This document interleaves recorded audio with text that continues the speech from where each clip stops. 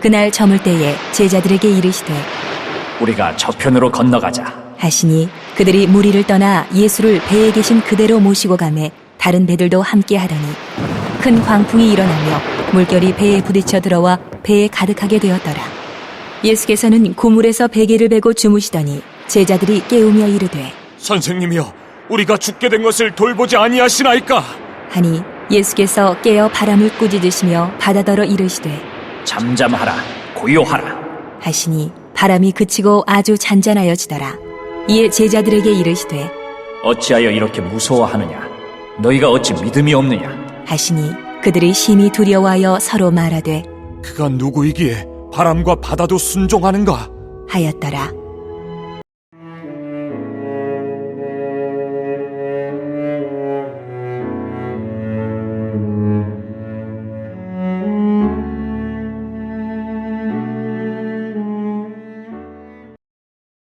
오늘은 마가복음 4장 35절부터 41절까지의 말씀을 가지고 인생의 풍랑을 두려워하지 말라라는 제목으로 은혜를 나누겠습니다.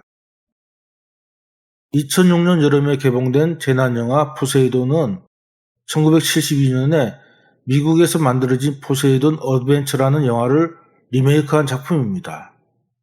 포세이돈 어드벤처는 진 해크만, 어네스트 보그나인이라는 유명한 배우가 출연했고 당시로는 최고의 제작비를 들인 블록버스터 영화였습니다. 연말연시의 폭풍을 뚫고 한 척의 거대한 여객선이 검푸른 파도를 헤쳐가고 있었습니다. 이 배는 뉴욕 항에서 1,400명의 승객을 태우고 그리스의 아테네를 향해 가는 포세이돈이라고 이름을 가진 배입니다. 재난영화가 대부분 그렇듯이 이 배 역시 선장의 충고를 무시한 돈만 아는 선박회사 측의 지시에 의해 폭풍 우속을 계속 항진합니다. 그러다가 결국은 망망대해에서 자초되고 맙니다. 해저에서 지진이 일어나자 높이 50m 이상의 쓰나미인 거대한 파도가 단번에 배를 거꾸로 뒤집어 버립니다. 승객들은 불시에 닥쳐올 재앙을 모른 채 무서운 폭풍은 아랑곳하지 않고 축제 분위기에서 즐거워만 하고 있었습니다. 그러다가 배가 뒤집히니까 선실은 순식간에 아비규환으로 변합니다. 배가 뒤집히고 난 후 그곳에서 피어난 인간을 그린 영화가 포세이돈 어드벤처입니다. 이 영화에는 여러 모습의 사람들이 등장합니다. 인생의 황혼을 맞아서 여행을 떠나온 초로의 인꼬 부부가 있는가 하면 무대에서 노래를 불러주는 대가로 공짜로 탑승한 무명의 자매 가수, 또 전직 창녀와 결혼한 남자와 매 끼니마다 나오는 밥보다 더 많은 양의 식사를 하는 신사 등이 나옵니다. 흥미로운 것은 이 영화의 주인공이 바로 목사입니다. 진 해크만이 스콧이라는 이름의 목사로 등장합니다. 이 배 안은 이 세상을 축소해 놓은 것과 같았습니다. 여러 부류의 사람들이 한 배에 탔습니다. 그런데 큰 위기를 맞이합니다. 이 위기 속에서 자기 나름대로 살아남기 위해 발버둥을 칩니다. 하지만 대부분은 죽고 몇 사람만이 겨우 살아남습니다. 주인공 스콧 목사는 마지막까지 남은 6사람을 살리기 위해 자기의 목숨을 버립니다. 배를 타는 것은 낭만적인 일이 아닙니다. 위험한 일입니다. 더욱이 폭풍이 부는 바다는 더 위험합니다. 35절과 36절입니다. 그날 저물 때에 제자들에게 이르시되 우리가 저편으로 건너가자 하시니 그들이 무리를 떠나 예수를 배에 계신 그대로 모시고 가매 다른 배들도 함께 하더니 35절을 보니 그날 저물 때에 제자들에게 이르시되 우리가 저편으로 가자 하시니 라고 했습니다. 그날이란 어떤 날일까요? 그날은 주님께서 따르는 무리들에게 씨 뿌리는 비유의 말씀을 하신 날입니다. 4가지 토양을 비유로 들어 말씀을 받아들이는 마음의 상태에 대한 교훈을 마치신 후 주님은 갈릴리 바다를 건너가자 하셨습니다. 제자들은 예수님을 모시고 출항의 닷을 높이 올렸습니다. 그러자 몇 척인지 밝혀져 있진 않지만 다른 배들도 함께 갔다라고 합니다. 주님과 제자들은 항해를 시작했습니다. 그때 갑자기 하늘은 캄캄해지고 파도가 높이 일어났습니다. 37절입니다.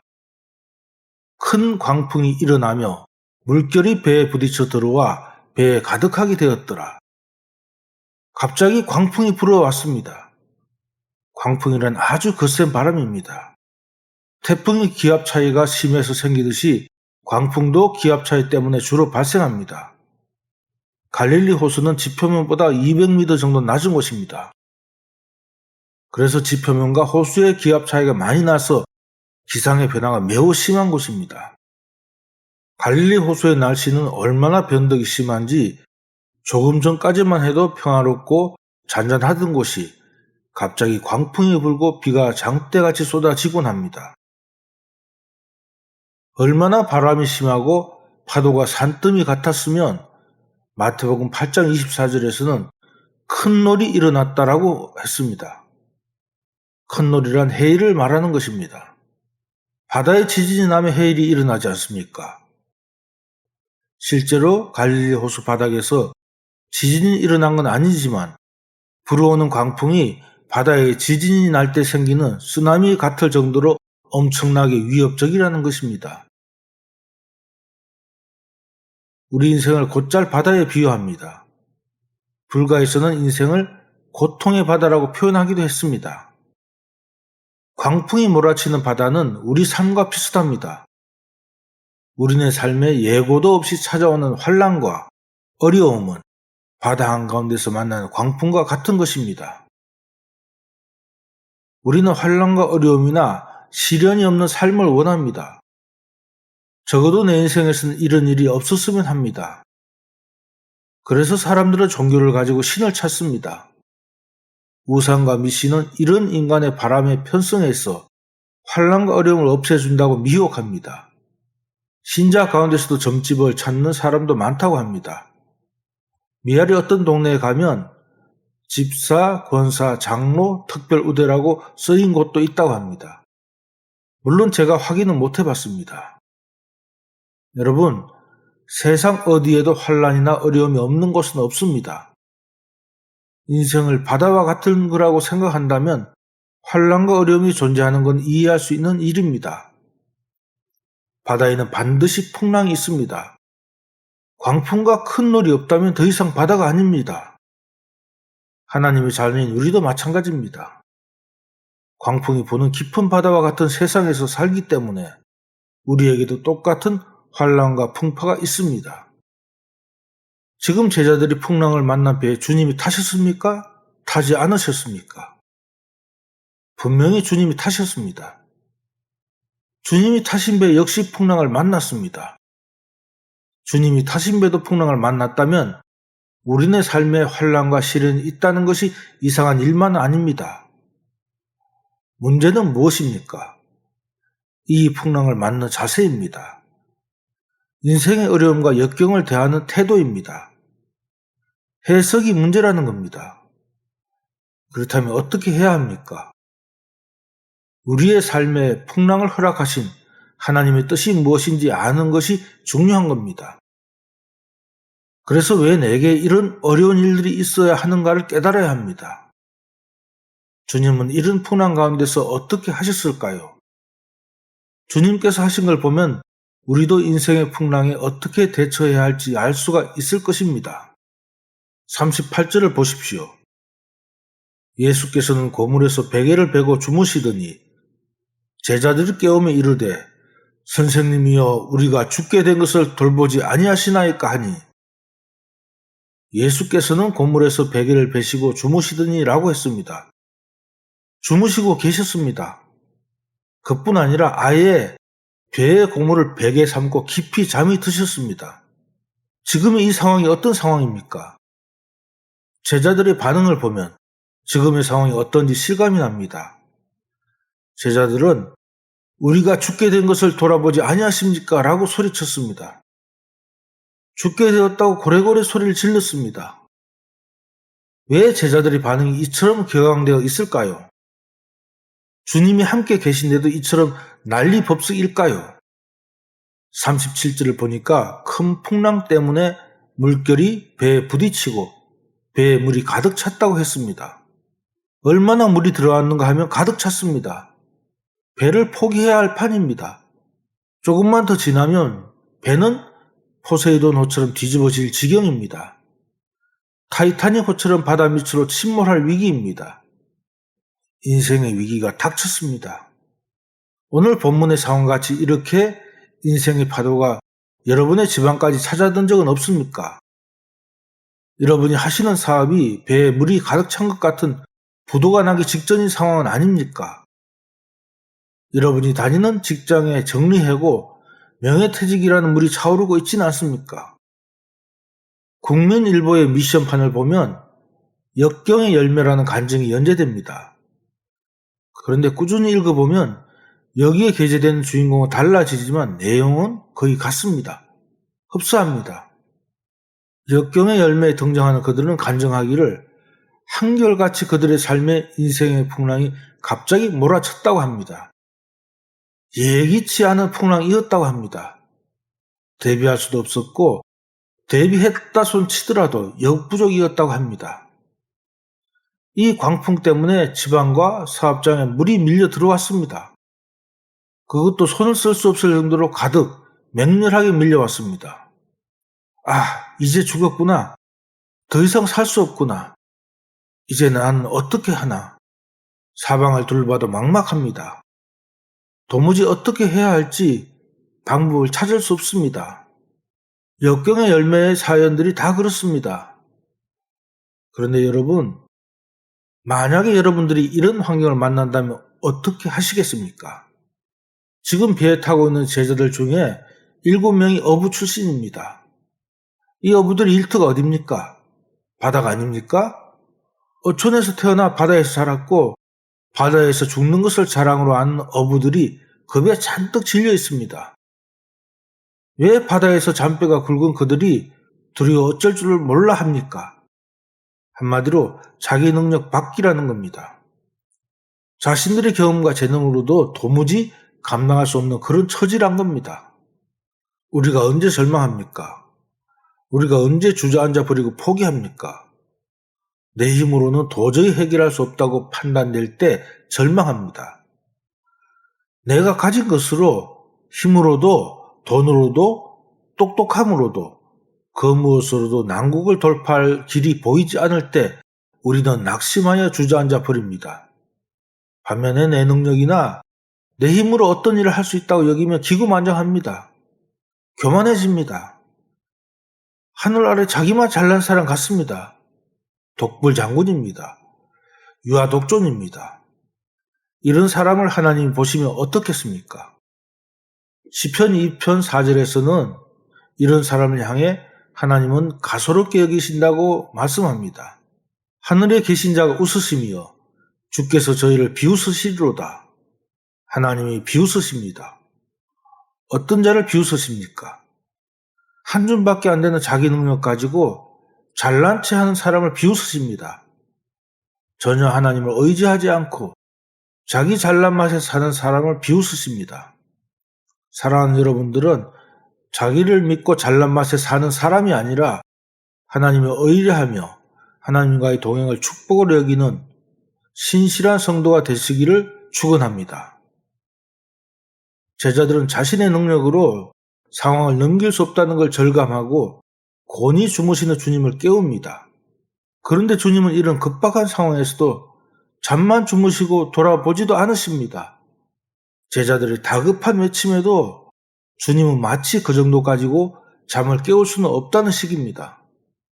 왜 그렇습니까? 주님께서 주무시느라 위급한 상황을 모르십니까? 다 알고 계십니다. 제자들에게 깨달음을 주시기 위해서 그랬던 것입니다. 제가 공주에서 목회할 때 동네가 농촌이라서 그런지 집집마다 개를 다들 키웁니다. 도시처럼 애완견이 아니라 집을 지키는 개를 키운다는 것이죠.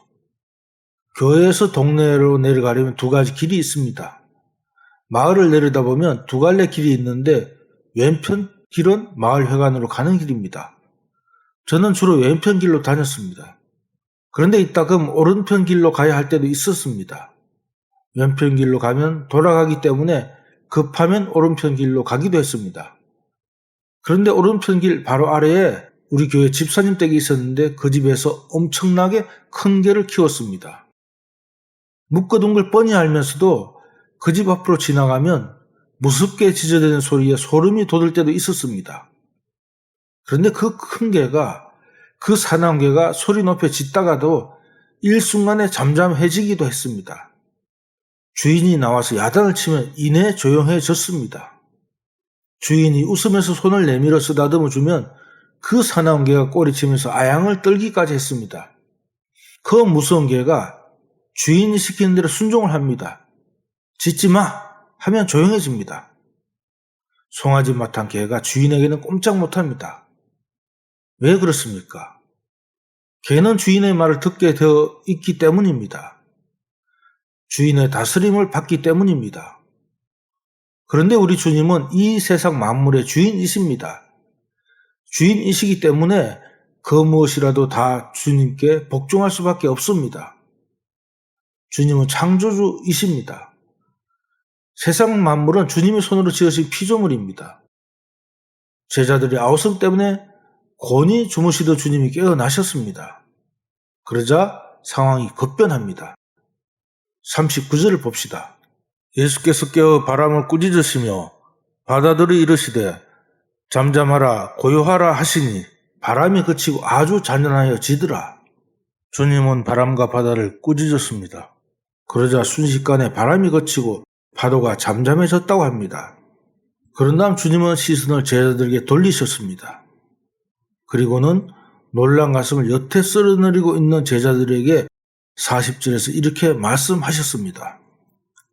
이에 제자들이 이르시되 어찌하여 이렇게 무서워하느냐 너희가 어찌 믿음이 없느냐 하시니 누구라도 겁에 질릴 수밖에 없는 풍랑입니다.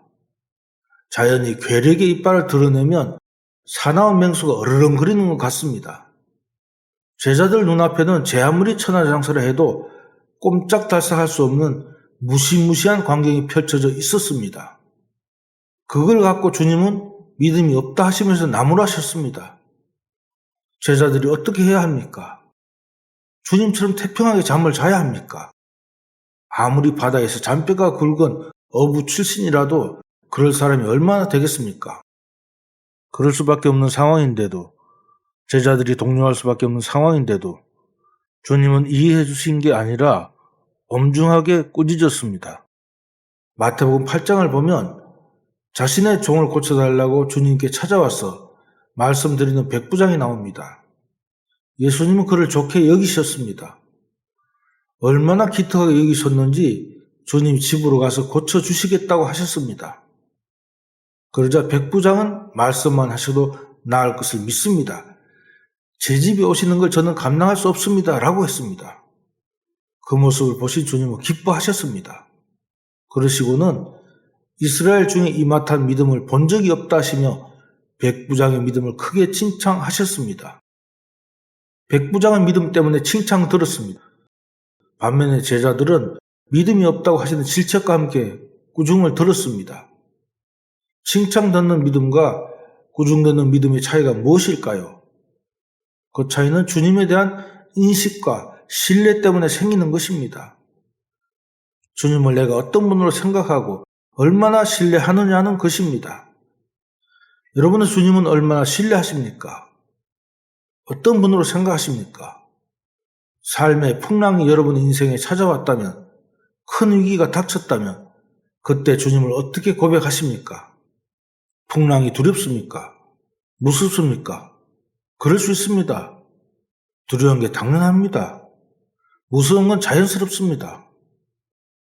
하지만 왜 내게만 이런 어려운 일이 계속되는가? 원망하고 불평하고 낙심하고 절망할 것은 전혀 아닙니다. 우리가 잊지 말아야 할 것은 주님이 제자들에게 풍랑을 허락하셨다는 사실입니다. 주님은 제자들이 거센 풍랑을 겪게 놓아 두셨습니다. 마치 우리 인생에서 정말로 겪지 않았으면 하는 일들이 일어나는 경우와 마찬가지로 말입니다. 주님이 왜 이렇게 하신 것입니까? 그건 바로 풍랑이 자주 일어나는 바다와 같은 인생을 살아가는 우리들에게 풍랑을 잠잠케 하실 수 있는 분이 누구이신가를 보여주시려고 그리 하신 것입니다. 인생의 풍랑을 만나면 능력이 많으신 주님을 바라보고 의지하며 주님께 힘써 기도하라고 그리 하신 것입니다. 자, 주님의 명령에 성남바다는 잠잠해졌습니다. 바람도 잦아들었습니다.